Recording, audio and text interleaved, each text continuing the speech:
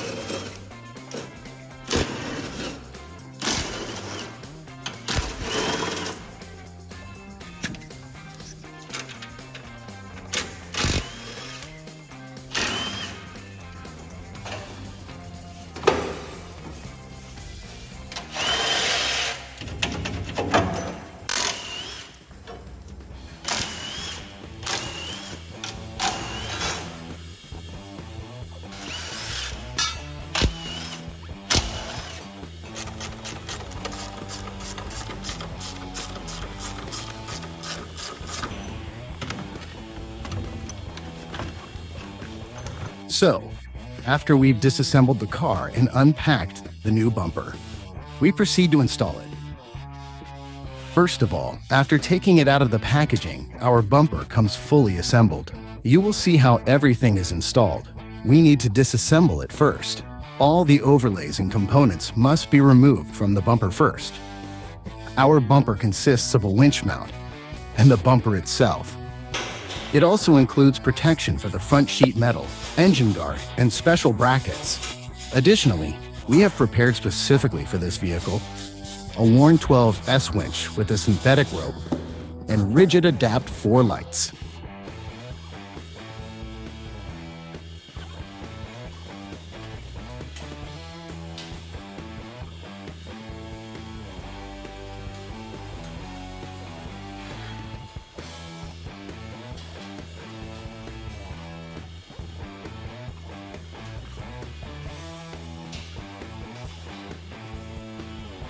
The first step is to install the reinforcement part, specifically the winch mounting plate, which also serves as both a bracket and a platform.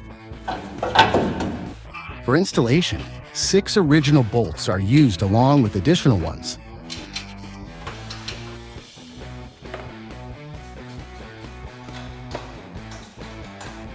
We have tightened the main 6 bolts. Next, we need to insert 2 special frame inserts that come with the kit. This is done as follows.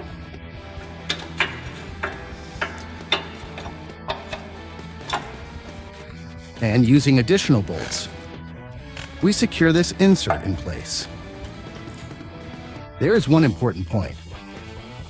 For some reason, the holes where these inserts are attached on the frames are often misaligned by 2, 3, or even 5 millimeters in different places. And it's unclear why this happens. Either most of the frame rails are damaged, or perhaps the manufacturer doesn't strictly regulate this area. In cases where the holes don't align, you'll need to use a drill with a 12 mm bit. And then enlarge those areas.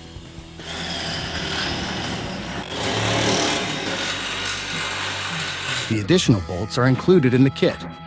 After drilling, we insert the insert into the frame and tighten the bolts.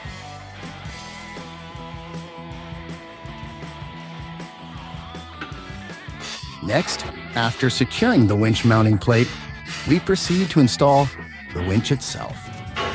To do this, you will need to remove the control unit. We've already unscrewed it and disconnect the wiring, as we don't need it at the moment. Rotate the release lever to the horizontal position if your transport position is different. Usually with worn, it's at the top. This is very simple. Just unscrew 4 bolts and rotate the mechanism. You can turn it up to 90 degrees. And now we carry it over for installation. The winch is simply placed on top without needing to unscrew anything extra. We put it into the designated recess and fasten it with bolts from below. There are several holes on the mounting plate, so choose based on your winch model. You want the winch to fit snugly without touching anything.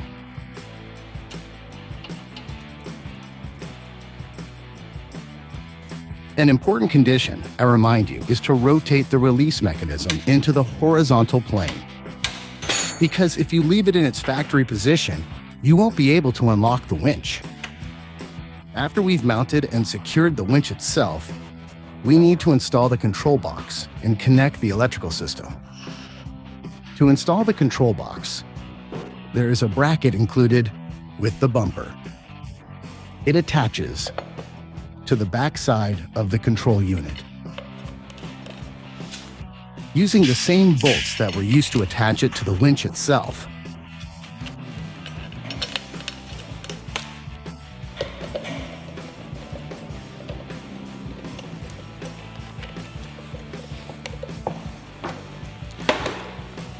that's how we do it. It becomes completely bolt-on compatible with any worn model, whether it's an 8, 10, or 12.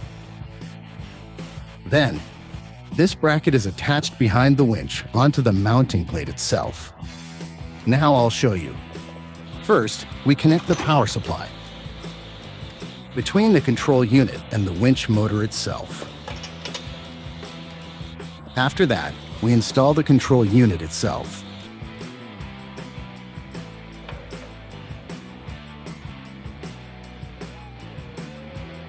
Once the winch control unit has been installed and connected, we move on to connecting the power cables. These are the thick positive and negative wires, which we run directly to the battery. It should be secured to the battery terminal, not to the body or alternator, especially when we're talking about the negative wire. As for the positive cable, it needs to be connected to the positive terminal of the battery because the winch is a major consumer of electricity and requires a lot of power. In addition to the power supply, since the control unit is located in a hard-to-reach spot and we can't mount it visibly, we also need to route the winch control cable. Just in case, this winch does come with remote control capability, but it also includes a mechanical cord for direct connection. We pull this cord under the hood.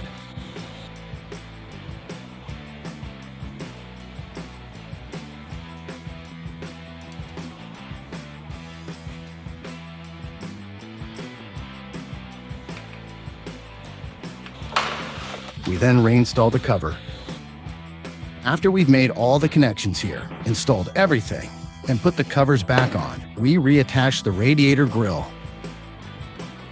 Don't forget to reconnect all the plugs, including the camera washer.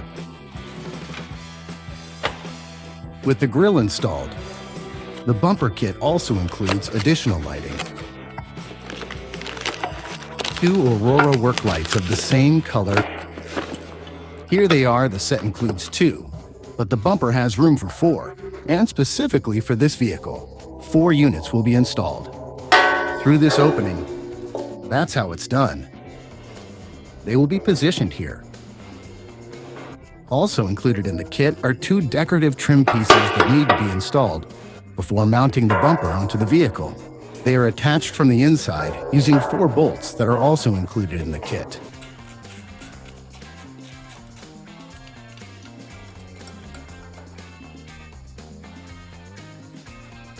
The bumper is now ready for installation. The next stage is fitting it to the vehicle.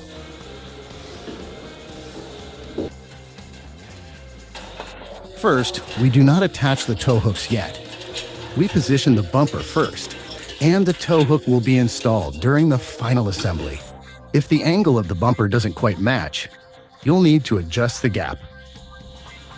First, there are large holes here that allow the bumper to move right, left, up, and down.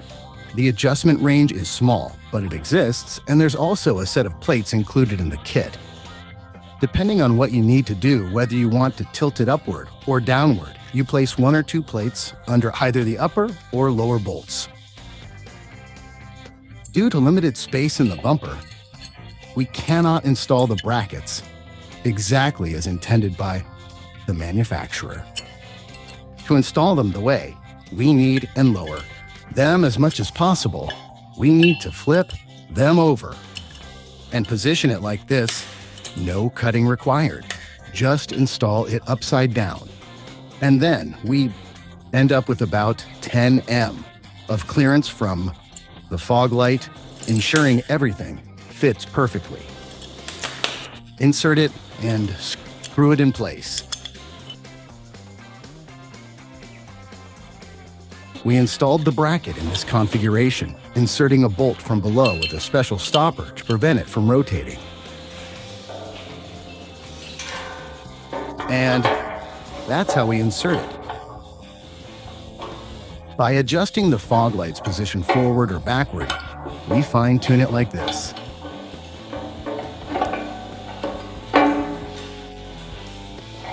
The second pair goes on the outside. Similarly, we adjust the angle and position to suit our requirements. After installing all 4 fog lights, the next step is to proceed with the wiring.